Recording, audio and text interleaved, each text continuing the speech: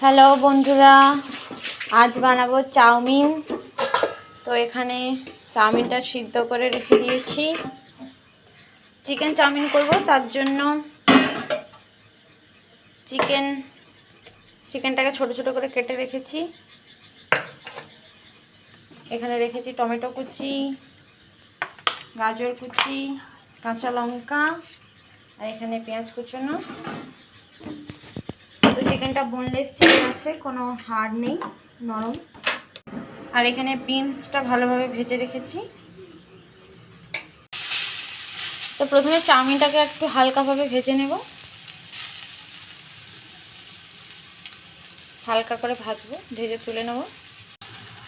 তো বন্ধুরা, চাউমিনটা হালকা হালকা ভেজে নিয়েছি, এতে কিন্তু লবণ দেওয়া আছে।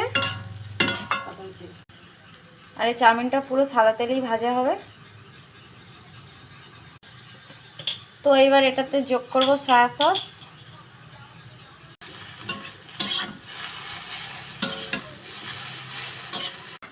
চাউমিনটা ভেজে তুলে নিয়েছি। এরপর কড়াইতে তেল দিয়ে দিয়েছি। এরপর এখানে কেটে রাখা চিকেনগুলো ভেজে নেব। চিকেন চাউমিন করব, তাই জন্য চিকেনটা ভেজে নিচ্ছি। আর চিকেনের লবণ আর হলুদটা মাখানো আছে। চিকেনটা ভালোভাবে ভাজা হয়ে গেছে। এরপর দিয়ে দেবো কেটে রাখা গাজরটাও একসাথে ভেজে নেব। এইবার দিয়ে দেবো কেটে রাখা কাঁচা লঙ্কা।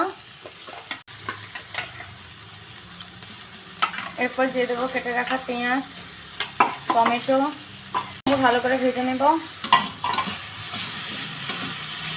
ভেজে রাখা বিনসগুলো দিয়ে দেবো একসঙ্গে, ভালো করে ভেজে নেব। সব কিছু ভালোভাবে ভাজা হয়ে গেছে। এরপর দিয়ে দেবো ম্যাগি মশলা, ওপর থেকে ছড়িয়ে দেব ম্যাগি মশলাটা।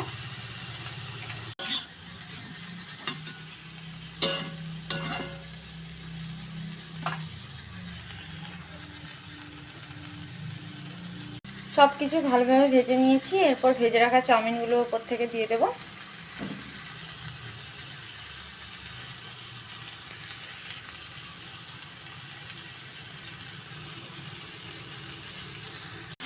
এরপর সমস্ত কিছু ভালোভাবে একসাথে মিশিয়ে নেব।